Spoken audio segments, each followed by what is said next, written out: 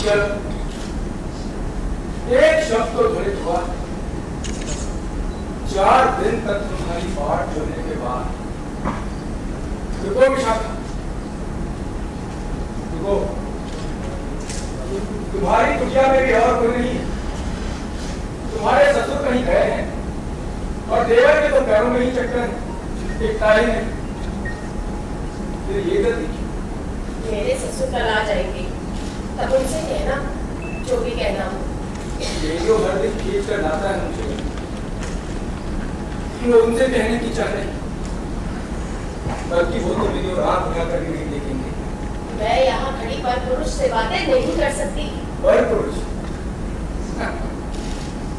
ये भी अच्छा है। मैं विवाहिता स्त्री हूँ। हाँ, तुम हो। जानता हूँ। जब मैं लौटा तो मेरे स्वागत में सबसे पहली सूचना यही थी, बड़ा वसु से विवाह कर लिया तुमने। और मैं हिल गया था, मुझे ऐसी आशा न थी। 10 बरस हुए मैंने मुझे वचन दिया था, किसी पर स्त्री की ओर हाथ उठा करके नहीं देखूंगा। मैंने अपना वचन पूरा किया।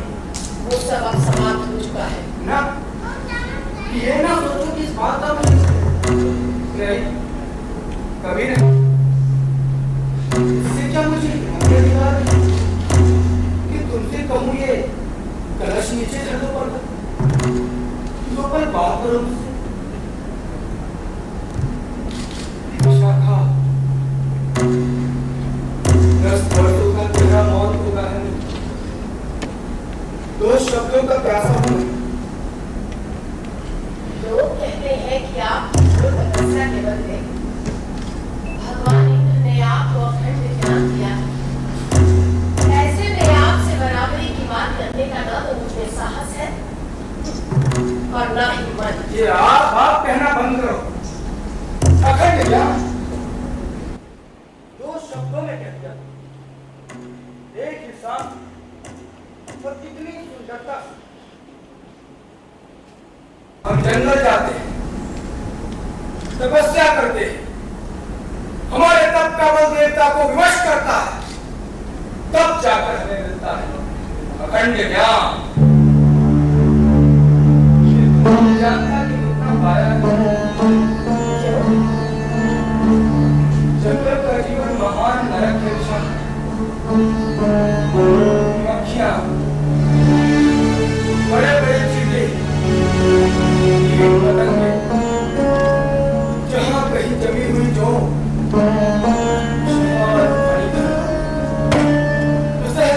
के शरीर को जो याद है वो राक्षस ना करे, ना तो ईश्वर के डर। सौभाग्य ईश्वर तुम्हारी परीक्षा लेते। क्या परीक्षा ये सब संभव नहीं विशाखा। जीत ही गए ना तुम। हाँ, मुझे लगता है मुझे कुछ रहस्यपूर्ण शक्तियां और दुनिया मुझे पहले नहीं। एक बात यदि अपमान लगे तो चले जाए, बल्कि ये मेरे अंतिम शब्द होंगे जो मैं तुमसे कहे होंगे। विश्वास नहीं होता। सारा संसार तुम्हारी स्तुति गा रहा है, परंतु तुमको बड़े ही नहीं हुए अपनी। तुम्हारी किशोर कल्पना, तुम्हारी बात सुनने में कुछ भी अंतर नहीं पड़ा। पिछले 4 दिनों से मैं तुमसे डरती रही, कहीं खड़े दिखते तुम। अब मुझे तुम पर तरस आता है। मैंने तुमसे पहले ही कहा, यदि बुरा लगे तो चली जाए, किंतु तुम गई नहीं, तो तुम रुक सकती हो मेरे। मैंने सुना तुम शब्दों के प्यासे हो। मैं जान गई थी कि अब जाने को बहुत देर हो चुकी है। मैं खबर बीत चुका है। इस प्यास को मैं भी समझती हूँ लगती। मैं इस दुनिया में रहती हूँ अकेली, पिशाचिनी सी, शब्दहीन कटी पताका सी फैलाती हूँ। जलमन से है अमूल्य, मैं नहाने से डरती थी। अब तुम चलना चाहती हो। मेरी बात सुनो तुम चले गए, दिया गया।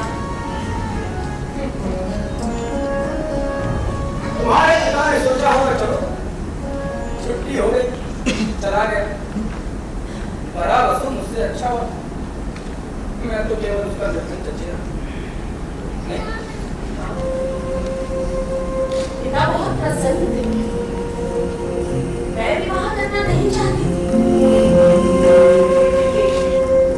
मेरी कौन सुनता? विवाह की रात मेरे पति ने मुझसे कहा, मैं जानता हूँ कि तुम मुझसे विवाह करना नहीं चाहती।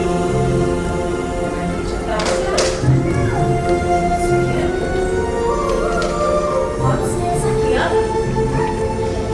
वर्ष भर मुझे बहुत सुख दिया, जिसकी मैं कल्पना भी नहीं कर सकती थी। लेकिन ऐसा होता है स्वर, तो वो यही था, इसी धरती पर। फिर एक दिन उसे सम्राट का निमंत्रण मिला, महाअग्नि सत्र में अधर्वियों बनने का। तो चला गया। यज्ञ मंडप यहाँ से एक ही प्रहर की दूरी पर है। 7 वर्ष बीत गए, वो लौट कर नहीं आया एक बार। मैं उसकी रात में भटकती रही। एक सांस भर फूकों की धाए जलने को तैयार बैठी हूँ। तनिक सा अवसर मिले तो मेरे चारों ओर का सब कुछ जल उठेगा, लपट की तरह, ताशन सा। सूर्य सिर पर आने को ही तुम और हीरा चंद, उसने मेरी देह का एक भी बंधन अछूता नहीं छोड़ा। और तुमने भी यही समझा कि स्त्री आत्मिक से पुरुषों का जुड़ा भर है। बस करो ये। आज मैं तुम्हें वो ज्ञान दूंगी जो भगवान इंद्र भी तुम्हें नहीं दे सके।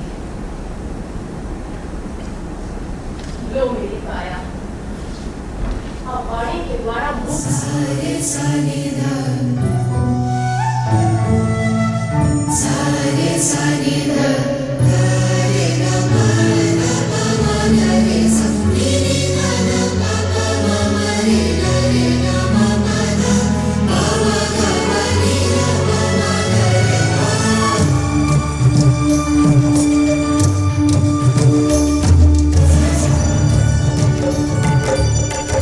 कपाते बिन कहे हर कहानी सुना रहे हैं। लाजपत ये नयन कल्पनाओं को सच्चा बना रहे हैं। एक अग्नि बरसों प्यासी युग से ये व्याकुल है, भावों की एक बरका झरने को आकुल है। युग बन जाने पे तुला है, पल बरसों तरसा